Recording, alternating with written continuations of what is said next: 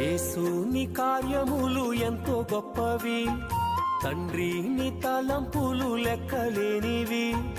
యేసుని కార్యములు ఎంతో గొప్పవి, తండ్రి నీ తలంపులు లెక్కలేనివి. కంటికి కనబడవు, హృదయానికి అంతు చిక్కవు. అవి కంటికి కనబడవు, హృదయానికి అంతు చిక్కవు.